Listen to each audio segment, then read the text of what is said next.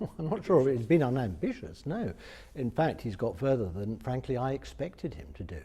Look, if I had any criticism of Cameron, it would be this, that the sort of engagement and relationships that he's built during this negotiation, it would have been much better if he'd started the process a long time ago. In a sense, he's trying to achieve too much in too short a time. And I think that the deal he'll get, if it's anything like that originally outlined, will be relevant, it will be useful, and I think it will be eminently sellable. I do think it's a rather sort of quintessentially British thing he's doing. He's basically saying, we're in Europe, but we don't want to go further into Europe. We believe in the economic partnership that we have, which gives us these advantages and these benefits, but we don't actually want to be sort of signing up on to some one-way train heading towards the federal Europe. And shall I tell you what? The rest of Europe doesn't want to go on that train either.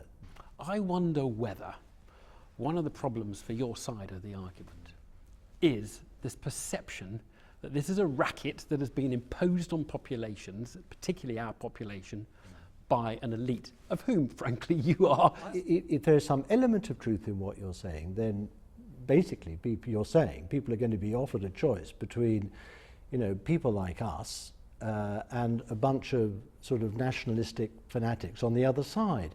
Now, I think we've got to draw back from the labels and the name calling and instead have a really serious and informed, factually based debate about Europe of the sort that we have not seen in Britain in my adult life. But we know emotion is going to play a big part in this. It's not just going to be about the facts of trade, it's going to be about gut feelings. Let me just put something. Emma Thompson was in Berlin the other day. She's a big supporter of us staying in, I think it's fair to say. She described Britain as a tiny little cloud-bolted, rainy corner sort of Europe, a cake-filled, misery-laden grey old island. Now, many people to which I say, she's entitled to her opinion. You say she's entitled to her opinion, but I don't happen to agree with it, but she's entitled to her opinion. But isn't there a kind of sense that there are, call them lovies and New Labour and a whole kind of people who don't quite get. You're very free with your labels tonight, aren't you? Lovies and New Labour. Yeah, well, I mean, isn't sweeping generalisations. Don't you think?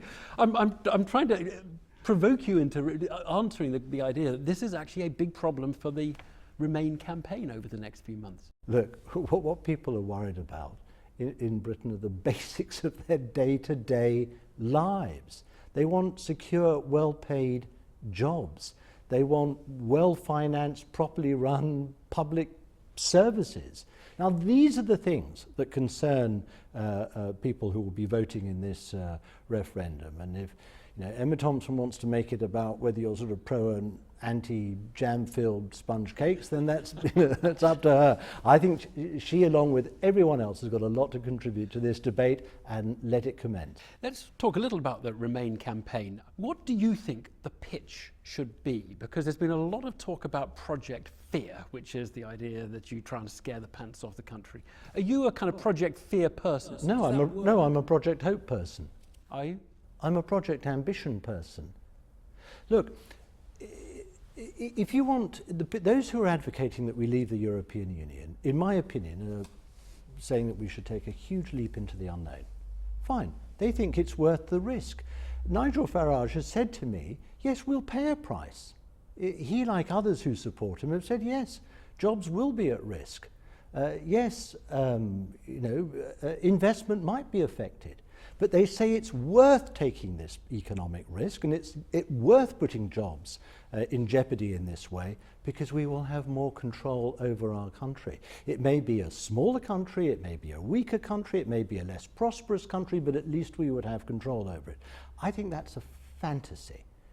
I would much rather have a strong, large, prosperous, safe country where in certain circumstances, in certain areas and policies and government activity, we're working with other countries in order to make ourselves more prosperous and safer. That is a very important principle. You know the person who first enunciated that principle in 1975? Margaret Thatcher. How important is it that the personalities are in your camp? And I'm thinking particularly of one personality, Boris Johnson. I just think he's so much fun. I mean, he'd be such enjoyable company to have in a campaign. Whether he would actually determine its outcome is, I think, a different matter. Labour's position on this. I mean, you're comfortable with where Labour is, and because he hasn't been very prominent, at least, with Jeremy Corbyn in the campaign. I think actually, in the statement he made today, he was making quite a serious political misjudgment, by the way. I mean, he was basically saying Labour's absolutely for Britain staying in the European Union. Then he had a lot of pot shots at the Prime Minister, fine, that's partisan politics. But then he dismissed out of hand what the Prime Minister is doing in relation to migration.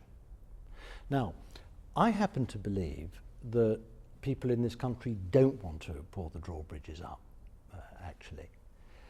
But they do want a fair system. They don't want a free-for-all. They don't like this sense that people can come here and take us for a ride. And the point, Evan, is this, that in other member states, they have a contributory system of social insurance. I've seen it and discussed it in different contexts. So that people are sort of working and paying their taxes and putting in before they have the right to take out. Now, I think that what David Cameron is doing in establishing that principle here and saying, look, there is not an immediate sort of unconditional right to access to our welfare system from the word go, I think that's what people would regard as fair, and therefore I think it's a completely legitimate part of the negotiation he's undertaking in Brussels. And I think that, frankly, if Jeremy Corbyn doesn't understand that, he's not really on the same wavelength as the British people.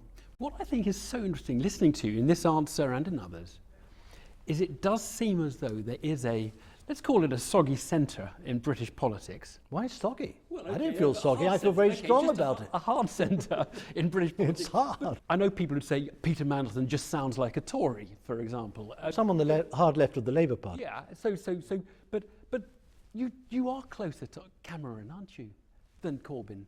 You're closer to Osborne Evan, than Donald. what I want is for Britain to remain in the European Union because it's important for our prosperity and our safety. And it's important for our position in the rest of the world. We have more power as a country in the rest of the world by being in the European Union than we would have outside. Therefore, I think that what Cameron is negotiating in Brussels is important. I don't think it's irrelevant.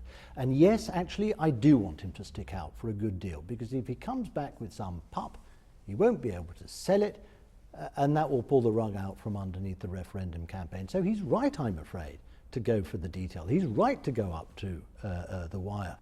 Suppose your side win, we remain in. Is that the end of the matter, do you think? I think it's an end of a matter for Britain in Europe, yes. But change in Europe? Reform in Europe? No, and it shouldn't be. This needs to be the beginning of a process, a platform for changing Europe in the future, because I really do believe that the European Union needs to build bridges. It needs to build bridges between those that are in the euro and those who are outside, but I tell you also, the European Union needs to build some bridges between itself and its citizens. Lord Mandelson, thank you very much. Thank you.